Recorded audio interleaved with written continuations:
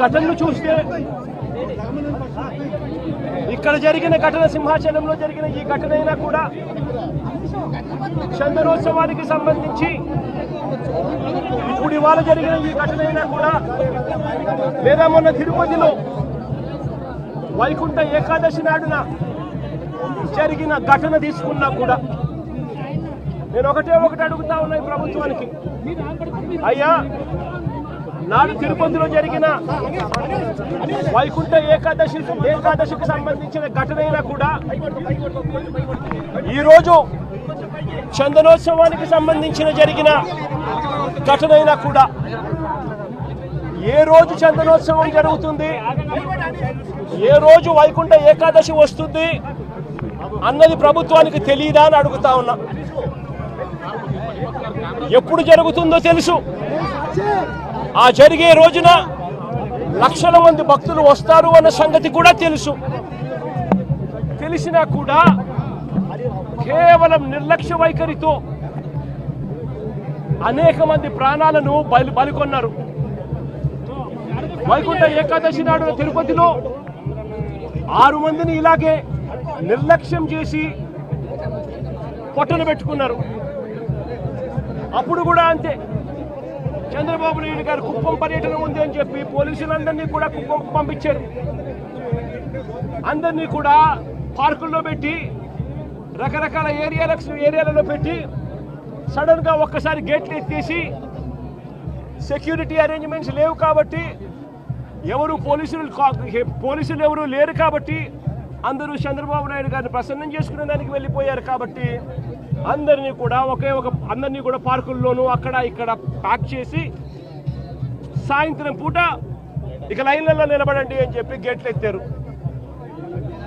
తిరుపతిలో జరిగిన తోపులాటలో 6 మంది మరణించడం జరిగింది. లక్షల మంది వస్తారు అని తెలిసినా కూడా జరిగిన ఘటన. ఈరోజు చందనోత్సవం రోజు కూడా లక్షల మంది భక్తులు వస్తారు.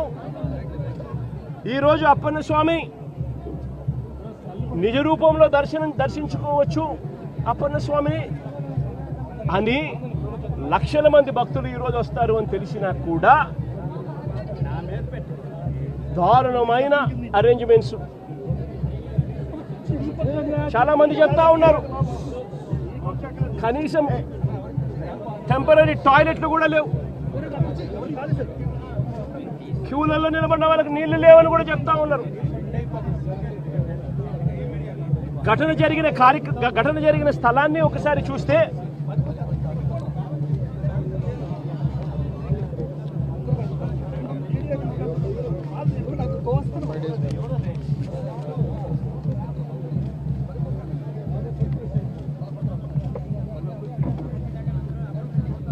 ఆరు రోజుల కిందట గోడ కట్టడం మొదలుపెట్టారు. 6 రోజుల కిందట గోడ కట్టడం మొదలుపెట్టారు.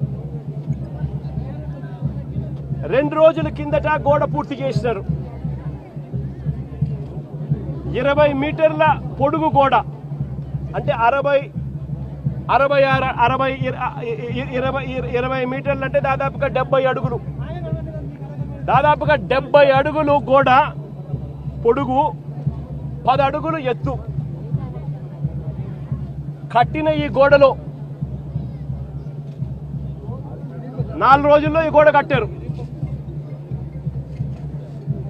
ఈ గోడ కట్టే దాంట్లో ఎక్కడా కూడా కాలమ్స్ ఎక్కడా కనిపించవు. రీఇన్ఫోర్స్డ్ కాంక్రీట్ గోడ కట్టాల్సిన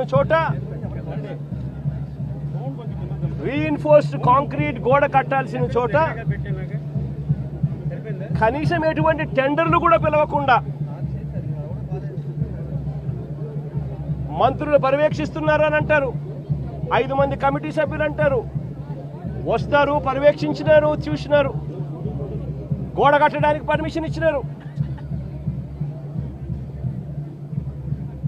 6 రోజుల్లో గోడ కట్టారు. టెండర్లు కూడా పిలువకోకుండా కట్టేసేయండి అని చెప్పి కట్టేశారు. నేను అడుగుతా ఉన్నా,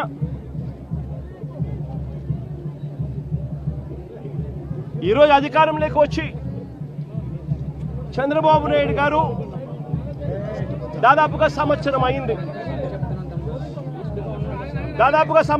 చంద్రబాబు నాయుడు గారు అధికారంలోకి వచ్చి. నేను అడుగుతా ఉన్నా చంద్రబాబు నాయుడు గారిని, చందనోత్సవం ఎప్పుడు జరుగుతుందో మీకు తెలియదా అని అడుగుతా ఉన్నా. మరి చందనోత్సవం పలానా రోజు జరుగుతుంది అని చెప్పి తెలిసినప్పుడు ఈ గోడ కట్టించే కార్యక్రమం ముందే ఎందుకు మొదలు పెట్టలేదు అని అడుగుతా ఉన్నా. ఈ గోడ కట్టించే కార్యక్రమం ముందే ఎందుకు చేయలేదు అని అడుగుతా ఉన్నా. ఇదే పెద్ద మంచి చంద్రబాబు నాయుడు గారిని, ఇదే చంద్రబాబు నాయుడు గారిని అడుగుతా ఉన్నా. ఈ గోడ నిర్మాణం కేవలం 6 రోజుల కిందట మొదలై 2 రోజుల కిందట పూర్తి చేశారు. దీని అర్థం ప్రభుత్వం ఎటువంటి ముందస్తు ఏర్పాట్లు సీరియస్గా తీసుకోలేదు అని చెప్పి నిదర్శనం కాదా అని అడుగుతా ఉన్నా. చివరికి ఈ వరకు కనీసం టెండర్లు కూడా పిలవకోకుండా ఇష్టం వచ్చిన వాళ్ళకు వర్క్ ఇచ్చేసి ఇష్టం వచ్చిన తీరు ఇష్టం వచ్చిన పద్ధతిలో కట్టించే కార్యక్రమం చేయడం ధర్మమేనా అని అడుగుతా ఉన్నా. 70 అడుగులు పొడవుతో కట్టే గోడకు 10 అడుగులు ఎత్తుతో నిర్మించే గోడకు కనీసం కాలములు కూడా పెట్టించే కార్యక్రమం కూడా లేకుండా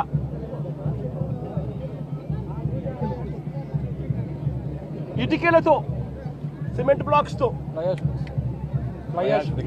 ఫ్లయాష్ ఇటుకలతో గోడ కట్టడం అన్నది ఏ రకంగా కరెక్ట్ అని అడుగుతా ఉన్నా.